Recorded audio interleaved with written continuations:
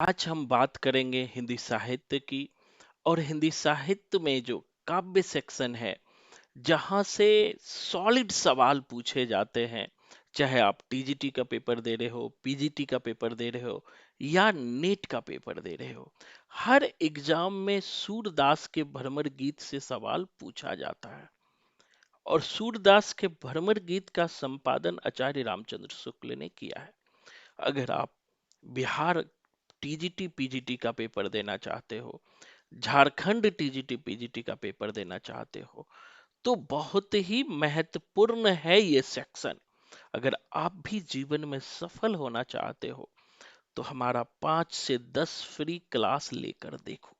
पूरे भारत में ये पहला कोचिंग सेंटर है जो आपको रिजल्ट की लिखित गारंटी देती है, और 5 से 10 क्लास भी देती है कि आप क्लास लेकर देखो, पसंद आए तभी ज्वाइन करना। दोस्तों, जैसा कि स्क्रीन पर आप देख रहे हैं, आज हम सूरदास के भ्रमर गीत की चर्चा करेंगे। और अगर आप झारखंड पीजीटी दे रहे हो, तो सूरदास के भ्रमर गीत के प्रारंभ के 200 पद लगे हुए हैं। अगर नीट का पेपर दे रहे हो, तो 21 से लेकर 70 तक पद दिए गए हैं। इसीलिए हमने, अगर बिहार के दे रहे हो, तो वहां भी जो है पद लगे हुए हैं। इसीलिए हमने आज 57 नंबर के पद को लिया है सूरदास के भ्रमर गीत से। देखो दोस्तों, अगर आप भ्रमर गीत के मूल भाव को समझ गए ना, तो आप कभी सवाल को गलत करके नहीं आओगे, चाहे वो एग्जाम कोई भी हो। समझिएगा लाइन को, कितना शानदार लाइन सूरदास जी ने लिखे हैं। अब जो है, यहाँ पर जो संवाद का जो मुख्य अर्थ है, कि जो उद्धव है, जो कृष्ण के परम मित्र हैं, वो मथुरा से ब्रज आए हैं, और ब्रज में कृष्ण का संदेश लेकर आए हैं, और वो संदेश पत्र के रूप में है। तो जब उस पत्र को गोपियां देखती है, तो चूंकि जो गोपियां हैं वो पढ़ी लिखी नहीं है, वो सामान्य के ग्वाल बालन है।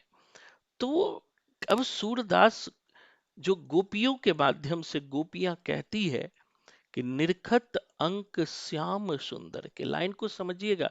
हम क्लास में भी एक एक वर्ड के अर्थ को हम समझाते हैं, और यहां भी कोशिश करेंगे कि निरखत अंक श्याम सुंदर के बार बार लावती छाती। जो श्याम सुंदर के भेजे गए पत्र है, अंक है, पत्र है, उसको गोपियां बार बार छाती से लगा रही है। निरखत अंक यानी जो लिखा हुआ जो पत्र आया है श्याम सुंदर कृष्ण के, उस पत्र को गोपियां बार बार छाती लगा रही है।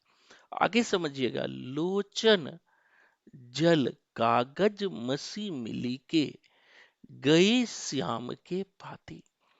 अब उस पत्र को लेकर के, चूंकि गोपियां पढ़ी लिखी नहीं है, तो इतने भाव बिहवल हो जाती है कि सूरदास लिखते हैं, लोचन जल कागज मिसी मली के, कि आंखों का जल जो है, जल वो कागज पर गिरती है, और वो जल जो है उस काले अक्षर पर जो लिखे हुए शब्द है उससे मिल जाते हैं, और वो और भी जो जो लिखा हुआ है वो ब्लैक हो जाता है। कहता है कि लोचन जल कागज मसी मिली के, अब वो जल जो है कागज के साथ मिल गई, गई श्याम के पाती, और वो पत्र भी हो गया श्याम की तरह, क्योंकि श्याम भी जो है काले थे। जब उन पत्र को देखती है गोपियां, तो पता नहीं वो सोचती इसमें क्या लिखा हुआ है, और कृष्ण के याद में वो भाव विवल हो जाती है, और उनके आंखों से आंसू गिरने लगता है, और उस आंसू से जो है वो पत्र भी भींग जाते हैं, और लगता है कि वो पत्र पूरा ब्लैक हो गया है, मतलब श्याम की तरह हो गया है। अब देखो, अब फिर वो श्याम के ख्यालों में गोपियां खो जाती है। अब वो उद्धव से कहती है गोपियां, गोकुल बसत संग गिरधर के, कबहू बयारी लगी नहीं ताती। हे उद्धव, जब हम गोकुल में कृष्ण के साथ रहते थे, तो हमें कभी बयार मतलब बयारी मतलब होता है हवा, कभी हमें हवा भी नहीं छू पाती थी। गोकुल बसत संग गिरधर के, जब गोकुल के संग गोकुल गिरधर में बसते थे, उनके साथ रहते थे, कभी भी हवा भी हमें टच नहीं कर पाती थी, छू नहीं पाती थी। तब की कथा कहाँ कहो उधो, उस समय की कथा उधो, क्या कहूं तुझे, कितना बताऊं कृष्ण से हम कितना प्रेम करते थे। तब की कथा कहाँ कहो, कितना कहो उधो, जब हम बेनु नाद सुनी जाती, यानी कि जब हम घर बार को छोड़ करके उधव के बांसुरी की नाद सुनने के लिए चली जाती थी, अपने घर को त्याग करके सब कुछ को छोड़ के उधव की नाद को सुनने के लिए चली जाती थी। आगे देखो गोपियां क्या कहती, हरि के लार गनती नहीं काहो, निसिदिन सुदिन रास रस माती। हे उधो, हरि के लार मतलब होता है प्यार, हमने हरि के प्यार को कभी काउंट नहीं किया, हमने कृष्ण के प्रेम को कभी गना नहीं। निस्दिन सुदिन रास रसमाती, उनके साथ हर दिन रास रचाती थी, उनके साथ हर दिन प्रेम क्रीड़ाएं करती थी, तो वो उन्हीं के प्रेम में खो गए। आगे गोपियां कहती है, प्राणनाथ तुम कौन धौ मिलोगे, हे प्राणनाथ। अब यहाँ गोपियां बड़े व्याकुल है, कृष्ण छोड़ करके मथुरा चले गए हैं, गोपियां बड़े व्याकुल है।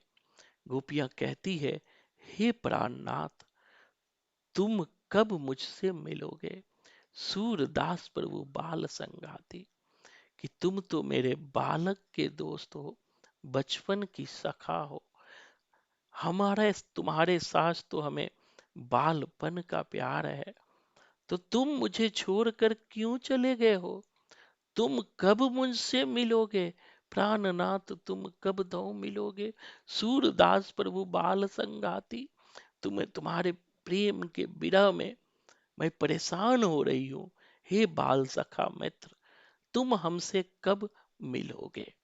तो दोस्तों इसी तरह हम लोग संपूर्ण जो भ्रमरवीत का काव्य सेक्शन है उन सबको लाइन बाय लाइन बताते हैं।